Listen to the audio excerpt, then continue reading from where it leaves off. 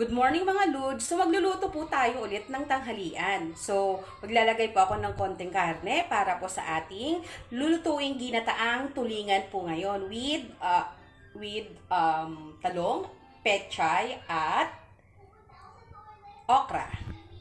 Muna natin ihanda yung mga ingredients para sa lulutuin natin ginataang tulingan. So ito po yung mga gulay. So meron pong talong, pechay at saka okra. So, yan po. Naka-ready na rin po yung ibang ingredients po niyan.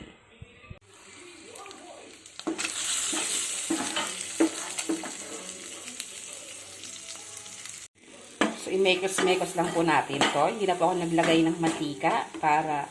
So, yung konting karne po kanina, so, inantay lang po natin lumabas yung kanyang mantika. Tapos, ganyan lang. Tapos, ipapaksul po natin yung isda. So, lagay na po natin yung isda.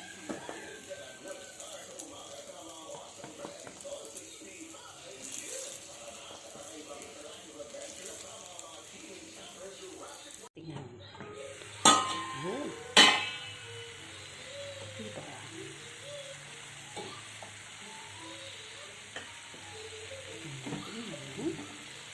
Okra.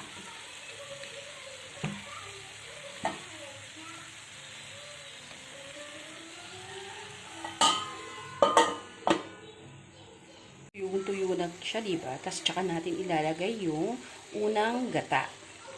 Ayan, diba? So, tuyo. Nagmamantika na siya. Bakit na siya matuyo. At ilalagay po natin yung unang gata. So, ilalagay.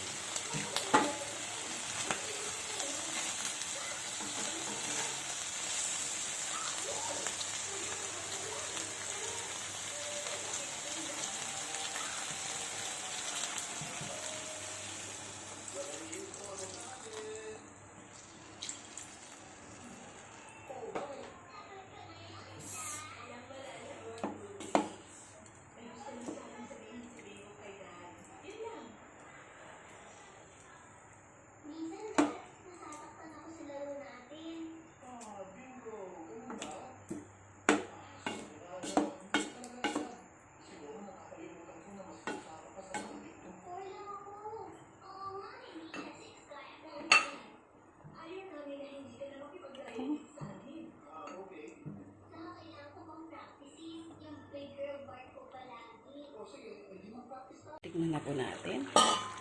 Ayan.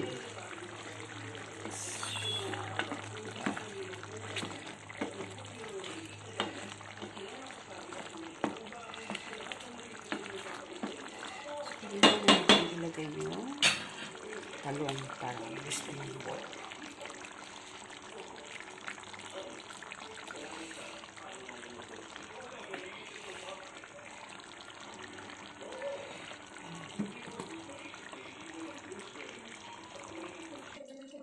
Ayan, silagay natin ang sili.